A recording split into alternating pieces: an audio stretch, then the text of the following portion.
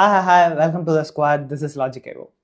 So ரீசெண்டாக நிறைய hiring போயிட்டு தான் இருக்குது Zoho-ல.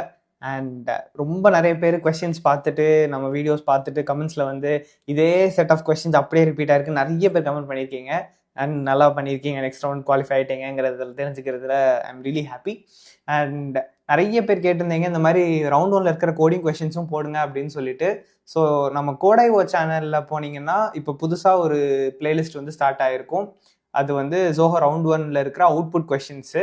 ஸோ அதில் ஜாவா கொஸ்டின்ஸும் கேட்குறாங்க, சி கொஸ்டின்ஸும் கேட்குறாங்க, C++ கொஸ்டின்ஸும் கேட்குறாங்க. ஸோ அது மிக்ஸ்டாக தான் இருக்கும். ஸோ எல்லாமே சேர்ந்து இருக்கும்.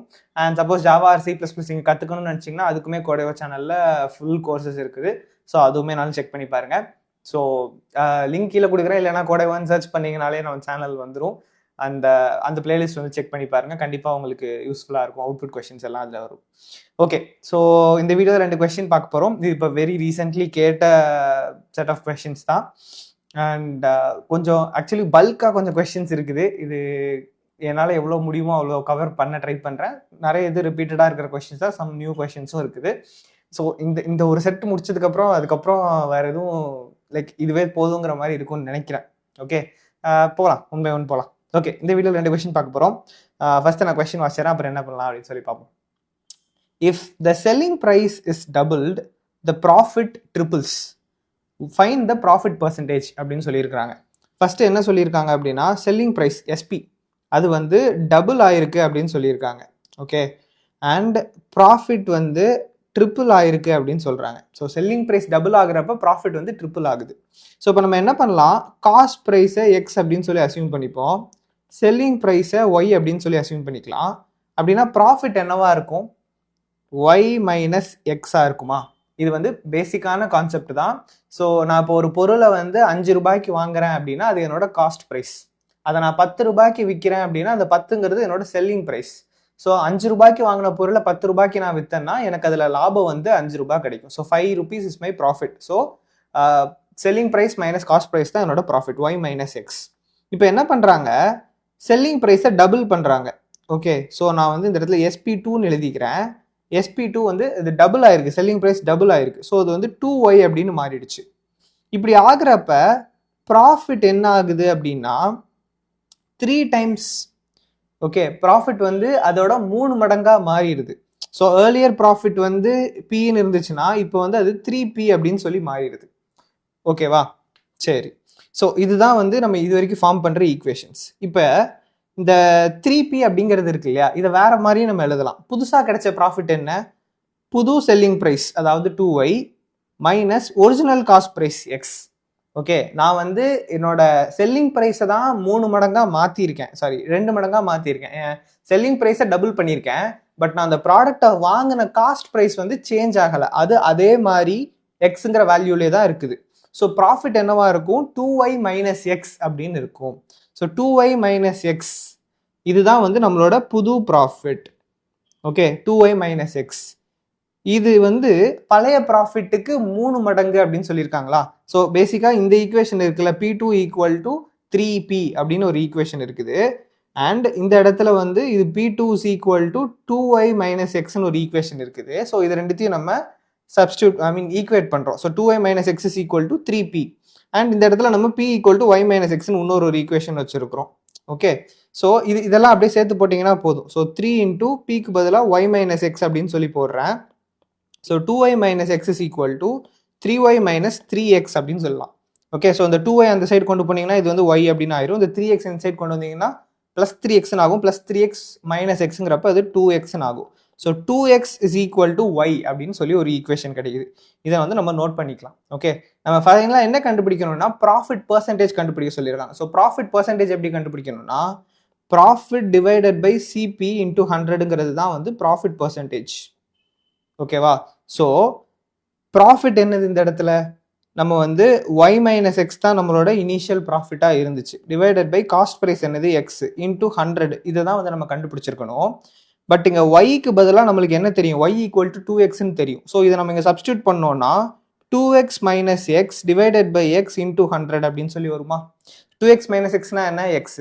x divided by xனா என்ன, அதுவும் x, அது 1ன்னு மாறிடும். x divided by xங்கிறது 1. ஸோ 1 into 100% அப்படின்னா என்ன அர்த்தம், அது 100% அர்த்தம். ஸோ 100% லாபத்துல நம்ம விற்கிறோம். 5 ரூபாய்க்கு பொருளை வாங்கி 10 ரூபாய்க்கு விற்றோம் அப்படின்னா அது வந்து 100% ப்ராஃபிட். ஓகேவா?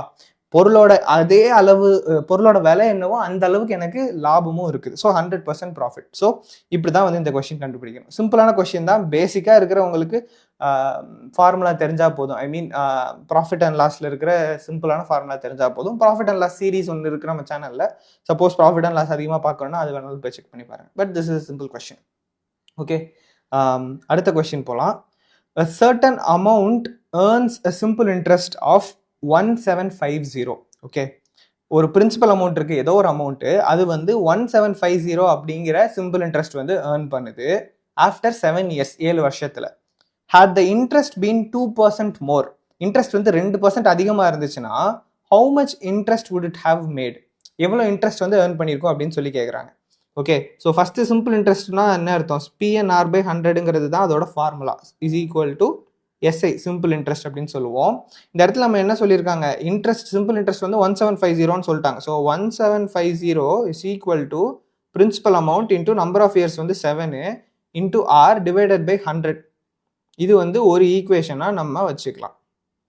சரியா? அடுத்து என்ன கொடுத்துருக்காங்க? had the interest been increased by 2% கொடுத்துருக்காங்க. ஓகே, இன்ட்ரெஸ்ட் இன்க்ரீஸ்ட் பை 2% அப்படின்னா பிரின்சிபல் அமௌண்ட் மாறாது, நம்பர் ஆஃப் இயர்ஸ் மாறாது, இன்டூ இந்த இன்ட்ரெஸ்ட், ரேட் ஆஃப் இன்ட்ரெஸ்ட் மட்டும் 2% இன்க்ரீஸ் ஆகுது. ஸோ R+2 அப்படின்னு போட்டுக்கலாம், டிவைடட் பை 100. ஓகே, இப்போ இது வந்து ஒரு ஈக்குவேஷனே இல்லை. இப்படி ஆச்சுன்னா இது என்ன? இது வந்து நம்மளால கண்டுபிடிக்கிறது வந்து ஃபர்தராக இதில் இவாலுவேட் பண்ணவே முடியாது, பார்த்தீங்களா? ஸோ இதோட வேல்யூ என்ன, இந்த SI என்ன, இதுதான் வந்து நம்ம கண்டுபிடிக்க சொல்லியிருக்காங்க. பட் இதை நம்ம கண்டுபிடிக்கணும்னா இது நீங்கள் இவாலுவேட் பண்ண ட்ரை பண்ணி பாருங்களேன். ஸோ P இன்டூ 7 இன்டூ R+2ன்னு இருக்குது. ஸோ அப்போ அது P into 7 into R/100 plus P into 7 into 2/100 அப்படின்னு சொல்லி பிரிச்சு எழுதலாம். ஓகேவா? ஸோ இந்த P இன்டூ 7 இன்டூ R/100ஓட வேல்யூ இங்கேருந்து நீங்கள் சப்ஸ்டியூட் பண்ணுறீங்கன்னு வச்சுக்கோங்களேன். இதுக்கு பதிலாக நீங்கள் என்ன போடலாம்? 1750ன்னு போடலாம். Plus P into 7 into 2 divided by 100 இப்படி வருது. சரியா? இப்படி இதை நம்ம கண்டுபிடிக்கணும். இந்த இடத்துல P-யோட வேல்யூ என்ன நம்மளுக்கு தெரியாது. அவங்க வந்து P-யோட வேல்யூ வந்து கொடுக்கல, வேற எந்த இன்ஃபர்மேஷனுமே இந்த கொஸ்டின்ல கொடுக்கல. ஸோ இது வரைக்கும் கொடுத்துருக்கிற இந்த 2 இன்ஃபர்மேஷனை வச்சு நம்மளால இந்த கொஸ்டினை சால்வ் பண்ணவே முடியாது. ஸோ இதுக்கான ஆன்சர் என்னன்னா cannot be solved. இப்படிதான், இதுதான் இந்த கொடுத்துருக்கிற டேட்டா வச்சு இந்த கொஸ்டின் சால்வே பண்ண முடியாதுங்கிறது தான் ஆன்சர். ஸோ இது லைக் ஒரு MCQ கொஸ்டினாக இருந்ததுனா சால்வ் பண்ண முடியாதுங்கிற ஒரு ஆன்சரை எல்லாரும் யோசிச்சிருப்பாங்க. பட் இது வந்து ஜோஹோ பொறுத்த வரைக்கும் MCQ கொஸ்டின்ஸ் இருக்குது, அதில் ஸ்ட்ரைட் அப் நீங்கள் ஆன்சர் எழுதுகிற மாதிரி இருக்கும். ஸோ அதனால் இது எத்தனை பேர் இது கஷ்டப்பட்டாங்க, இது பண்ண முடியாமல் போச்சு அப்படிங்கிறது எனக்கு தெரியல. பட் கொடுத்துருக்கிற டேட்டா வந்து இஸ் இன்சஃபிஷியன்ட், அதை வச்சு இது சால்வ் பண்ண முடியாது. அதுதான் ஆன்சர். ஓகே, ஸோ இதான் இந்த 2 கொஸ்டின் இந்த வீடியோக்கு. இன்னும் 2 கொஸ்டினோட நான் அடுத்த வீடியோக்கு வரேன். பட் codeivo.dev அப்படின்னு சொல்லிட்டு நம்மகிட்ட ஒரு வெப்சைட் இருக்குது. Okay, codeivo.dev. இந்த வெப்சைட் பக்கம் நீங்கள் போனீங்கன்னா ரவுண்ட் 1ல் கேட்டிருக்க கோடிங் கொஷின்ஸ் எல்லாமே இந்த வெப்சைட்டில் வந்து நான் போட்டிருப்பேன். மேலே ஆர்டிகல்ஸ்னு ஒரு டேப் இருக்கும், அங்கே போனீங்கன்னா இந்த கோடிங் கொஷின்ஸ்லாம் இருக்கும். ஸோ அதையும் நீங்கள் பார்த்து ரெஃபர் பண்ணிக்கலாம். கோடைவோ சேனல் போனீங்கன்னா அதில் வீடியோ சொல்யூஷன்ஸும் இருக்கும், அதுவுமே நீங்கள் பார்த்துக்கலாம். நல்லா ப்ரிப்பேர் பண்ணுங்கள், நல்லா எக்ஸாம் பண்ணுங்கள். All the best. அடுத்த வீடியோவில் பார்க்கலாம். டாடா.